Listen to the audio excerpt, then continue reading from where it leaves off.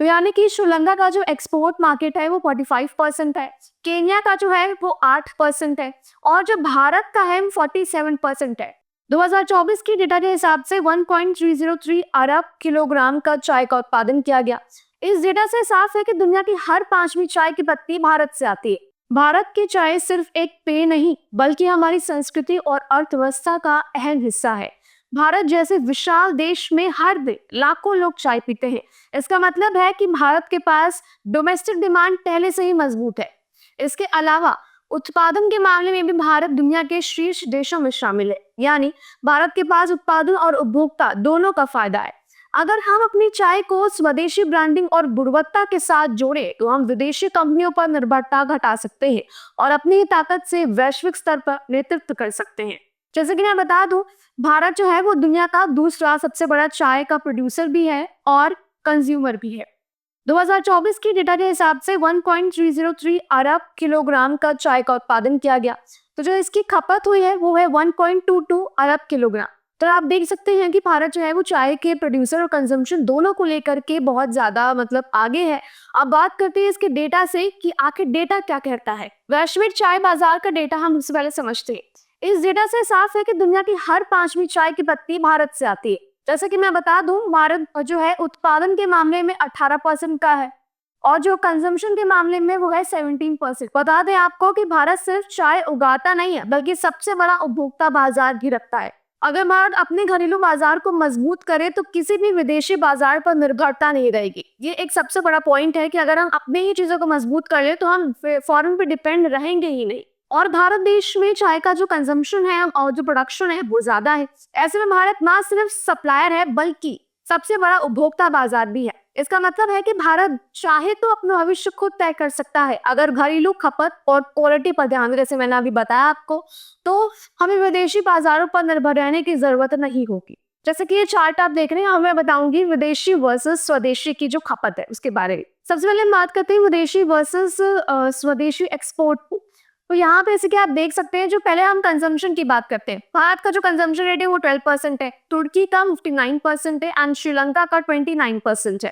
तो ऐसे हम देख सकते हैं भारत का जो कंजम्पशन रेट है वो है कम।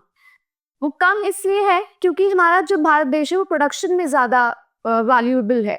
तो तुर्की ऐसे छोटे देश में खपत भारत से 3 गुना ज्यादा, जैसे कि आप देख सकते हैं 3 गुना ज्यादा है। ऐसे में अगर भारत जैसे बड़े देश में प्रति व्यक्ति खपत सिर्फ 1 किलो वर्ष तक भी पहुंच जाए तो भारत के पूरे उत्पादन की खपत भारत में ही हो सकती है। यानी कि अगर हर व्यक्ति 1 किलो चाय की खपत करे वर्ष में तो भारत सबसे आगे जा सकता है। इसका मतलब भारत अपने घरेलू बाजार से ही आत्मनिर्भर हो सकता है। यानी हमें निर्यात के पीछे भागने से पहले अपने घरेलू उपभोक्ताओं के लिए क्वालिटी और चाय उपलब्ध करानी चाहिए। अब बात करते हैं एक्सपोर्ट की। तो यानी कि श्रीलंका का जो एक्सपोर्ट मार्केट है वो 45% है, केन्या का जो है वो 8% है और जो भारत का है वो 47% है। यानी कि आप देख सकते हैं केन्या तो बहुत दूर है बट श्रीलंका से हम काफी ज्यादा आगे है। तो ऐसे में भारत ने क्वालिटी में श्रीलंका से अधिक निर्यात किया लेकिन कमाई यानी कि वैल्यू में वो बहुत पीछे रहेगी। आखिर क्यों? क्योंकि श्रीलंका ने अपनी चाय को प्रीमियम ब्रांड के रूप में प्रस्तुत किया जबकि भारत ने सिर्फ और सिर्फ बल्क पर एक्सपोर्ट किया। यह अंतर है। भारत को क्वालिटी, ब्रांडिंग और पैकेजिंग पर ध्यान देना चाहिए। अगर हम विदेशी कंपनियों को ही अपनी चाय बल्क में बेचते रहेंगे तो असली मुनाफा हमेशा वही कमाएंगे, हम नहीं। सबसे पहले इंडिया की टी मार्केट की बात करते हैं। 24 की रिपोर्ट के मुताबिक 11,702 मिलियन का जनरेट करा। उसके बाद 2033 की अगर बात करें जाए, आने वाले 5-6 सालों की अगर मैं बात करूं तो यहाँ पे इतना जनरेट होने की आवश्यकता दिखाई जा रही है। तो discovery of wild T plant जो है वो 1820s में स्टैब्लिश हुआ। यानी कि असम और दार्जिलिंग में जो टी प्लांटेशन है उससे हमने काफी ज्यादा रेवेन्यू जनरेट करा। बट बात वही आती है कि इंडिया जो है वो आज भी one of the world's largest producers and exporters है टी का। तो यानी कि अगर मैं बताऊं कि भारत की चाय इंडस्ट्री लगातार बढ़ रही है और दुनिया में सबसे बड़े उत्पादक और निर्यातक में से एक है। भारत की चाय का लंबा इतिहास है असम और दार्जिलिंग से। कि चाय की जो किस्में इसकी ब्लैक हो गई, ग्रीन टी हो गई, ओलोंग हो गई, व्हाइट टी, सभी हेल्थ बेनिफिट्स और एंटीऑक्सीडेंट से भरपूर है और इसे पाई कहाँ जाती है? असम और दार्जिलिंग में। और भारत के पास उत्पादन और उपभोग दोनों ही बड़ी ताकत है। लेकिन अभी भारत को क्वालिटी और ब्रांडिंग पर ध्यान देने की बहुत जरूरत है, ताकि निर्यात से यानी कि एक्सपोर्ट से ज्यादा वैल्यू मिले। तो अब बात करें द हिंदू के आर्टिकल के बारे में, तो इसमें लिखा भी है कि भारत के पास उत्पादन और उपभोग दोनों की बड़ी ताकत है। अभी भारत को क्वालिटी और ब्रांडिंग पर ज्यादा फोकस करना है। हालांकि हम एक्सपोर्ट्स को लेकर के ज्यादा बढ़ तो गए हैं आगे, लेकिन हमें वैल्यू पे ज्यादा ध्यान देना होगा, एक्सपोर्टेशन पे भी ज्यादा ध्यान देना होगा। 2022 का डेटा हमारे पास है, तो नवंबर 2022 में डाबर की जो डाबर का टी है, उसने डाबर की वैदिक टी लॉन्च की थी, और इसने हमारे इंडिया की मार्केट को बहुत ज्यादा रेवेन्यू दिया था। वो कैसे? क्योंकि आयुर्वेद प्लस चाय, क्योंकि जो ये वैदिक टी है ये आयुर्वेदिक टी है, ये हेल्थ को फोकस प्रोडक्ट के बेसिस पे थी। उपभोक्ता अब इम्यूनिटी और सेहत को प्राथमिकता दे रहे हैं, यानी कि जो कंज्यूमर है वो इम्यूनिटी को बहुत ज्यादा प्रायोरिटाइज कर रहे हैं, डाइट को प्रायोरिटाइज कर रहे हैं। तो इसमें ये टी बहुत ज्यादा हेल्पफुल है। इसका मतलब है कि भारतीय चाय उद्योग में हेल्थ बेस्ड प्रीमियम जो एक सेगमेंट है वो तेजी से उभर रहा है। तो यहाँ टाटा कंज्यूमर प्रोडक्ट्स जो है वो एक्सपैंड कर रहे हैं अपना ग्रीन टी का जो पोर्टफोलियो है। वो कैसे? नवंबर 2022 में उन्होंने अपना ग्रीन टी का पोर्टफोलियो एक्सपैंड करा। भारतीय उपभोक्ताओं की लोकल पसंद तुलसी और हेल्थ ट्रेंड यानी कि ग्रीन टी को मिलकर एक नया प्रोडक्ट लाया गया। ये घरेलू और अंतर्राष्ट्रीय दोनों बाजार भारत की चाय को प्रीमियम और इनोवेटिव बना रहा है, यानी डिमांड बढ़ाने और ब्रांड वैल्यू बनाने वाला कदम है। जुलाई के 2002 के डेटा के हिसाब से सीवीसी कैपिटल पार्टनर्स एक्वायर्ड करते हैं एकाटेरा यानी कि लिप्टन जैसे बड़े ब्रांड्स का साथ अब नई रणनीति से काम करेगा। इससे भारत को क्या होगा? इससे भारत के लिए चाय उत्पादकों को है उनको वैश्विक चेन में जुड़ने और प्रतिस्पर्धा बढ़ाने का मौका मिलेगा, यानी कि कंपटीशन भी बढ़ेगा और एक चेन बिल्ड होगी, जिससे हमारा जो एक्सपोर्ट बिजनेस है वो और ज्यादा बढ़ेगा। इससे इंडिया को फायदा हुआ है, और ये आंकड़ा छोटा दिखता है लेकिन इसमें काफी ज्यादा एक तरीके से हमने बहुत ज्यादा ग्रोथ करी है। लेकिन अगर थोड़ा और ध्यान दे दे तो ग्रोथ और बढ़ जाएगी। जैसे कि आप देख सकते हैं भारत का ये टी एक्सपोर्ट का चार्ट है। मैं बता दूं फाइनल ईयर 24 में भारत ने लगभग यूएस डॉलर के हिसाब से 776 मिलियन यानी कि 0.77 बिलियन यूएसडी के चाय एक्सपोर्ट की।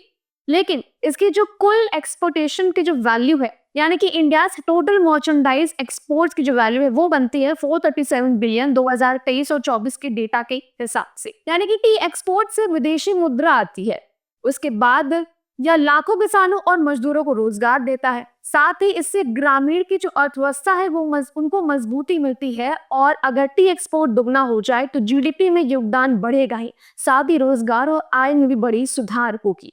अगर हम 10% ग्रोथ के हिसाब से देखें, अगर मानो टी एक्सपोर्ट 10% ग्रोथ भी होती है तो 0.85 बिलियन का असर हमें जनरेट होगा, ग्रोथ मिलेगी। अगर वही 50% तक होती है तो यहाँ पे यूएस डॉलर के हिसाब से 1.15 बिलियन का होगा। वहीं अगर 100% ग्रोथ हो जाती है तो ये यूएस डॉलर के हिसाब से 1.55 बिलियन का एक रेवेन्यू जनरेट करेगा। यानी कि अगर 10% ग्रोथ हो रही है तो जीडीपी का जो असर है वो 0.021% का होगा। बहुत छोटा दिखेगा मैक्रो लेवल पर, लेकिन रूरल जो इकोनॉमी है और फॉरेक्स रिजर्व्स के लिए बहुत अच्छा होगा।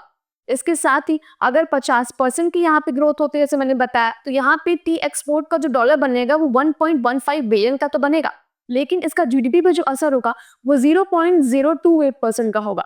यानी कि एक्सपोर्ट शेयर बढ़ेगा और फॉरेन एक्सचेंज का जो इन्फ्लो है उसमें एक सुधार होगा। वहीं अगर ये चीज दुगुनी हो जाए, 100% तक हो जाए, तो इसका जो टी एक्सपोर्ट का जो डॉलर बिजनेस बनेगा वो होगा 1.55 बिलियन, लेकिन इसका जीडीपी पे असर जो होगा वो 0.04% का होगा। यानी कि डायरेक्ट जीडीपी में योगदान छोटा दिखेगा, लेकिन इनडायरेक्ट इम्पैक्ट इसका फिर से बहुत बड़ा होगा। वही चीज किसानों की आय बढ़ेगी, रोजगार और जो चाय के जो बाग हैं उनको एक सप्लाई चेन की सुविधा मिलेगी। उसके साथ ही ग्रामीण क्षेत्र की जो अर्थव्यवस्था है उसको मजबूती मिलेगी, और साथ ही हमारी जो फॉरेन करेंसी है वो भी बढ़ेगी। अब मैं बताती हूँ कि स्वदेशी का रास्ता और इस पे एक्चुअली में करना क्या होगा। तो हमारी क्वालिटी सुधरेगी, अगर हम अपनी इस चीज पर ध्यान दें तो हमारी क्वालिटी सुधरेगी। इसके साथ ही बेहतर दाम मिलेगा हमें, एक तरीके से हमारी इकोनॉमी आगे जाएगी। उसके बाद नए मार्केट्स में हमें घुसने का मौका मिलेगा, जैसे दक्षिण अमेरिका हो गया, अफ्रीका हो गया, या आदि और भी बहुत सारी चीजें। घरेलू खपत जो है वो बढ़ाना होगा, जो हमारी घरेलू कंजम्पशन है वो हमें और बढ़ाना होगा। हालांकि हम चाय के लिए चुस्टी के लिए हम आज भी रेडी हैं, हमें जब दे दो हम तब पी लेंगे, लेकिन हमें उस चीज को और ज्यादा बढ़ाना होगा। अगर भारत अपनी चाय को एक स्वदेशी ब्रांड के रूप में पेश करे तो ना सिर्फ किसानों का आय बढ़ेगी बल्कि अंतरराष्ट्रीय स्तर पर भारत की पहचान भी मजबूत होगी। वही लास्ट स्लाइड अगर मैं बात करूं कि स्वदेशी से भारत को क्या लाभ मिलेगा, ये मैं बता दूं, किसानों की आय बढ़ेगी जो मैं आपको बता चुकी हूँ। इसके साथ ही विदेशी कंपनियों पर जो एक डिपेंडेंसी है वो घट जाएगी, खत्म हो जाएगी। इसके साथ ही भारत की जो ब्रांड इमेज है वो और ज्यादा मजबूत होगी। जो भारत की बनी हुई चीजें, उनकी जो ब्रांड इमेज है और ज्यादा हाईलाइट होगी और मजबूत होगी, इकोनॉमी बूस्ट होगी। इसके साथ ही ग्रामीण जो रोजगार है और छोटे जो उद्योग हैं वो बढ़ेंगे, उन्हें और ज्यादा अपॉर्चुनिटी मिलेगी, उन्हें और ज्यादा हमें उनको कुछ करने का मौका मिलेगा और उससे उन्हीं की ग्रोथ होगी। इसके साथ ही लोकल से वोकल का सही उदाहरण होगा, यानी कि जो हम लोकल से ग्लोबल का जो एक सफर में है उसको और ज्यादा उजागर करेंगे, उसको वो और मजबूत होगा, वो और आगे जाएगा। इसीलिए स्वदेशी अपनाइए और स्वदेशी में ही आगे बढ़िए। ऐसी वीडियोस के लिए हमारे साथ बने रहिए और लाइक शेयर सब्सक्राइब करना ना भूलिए।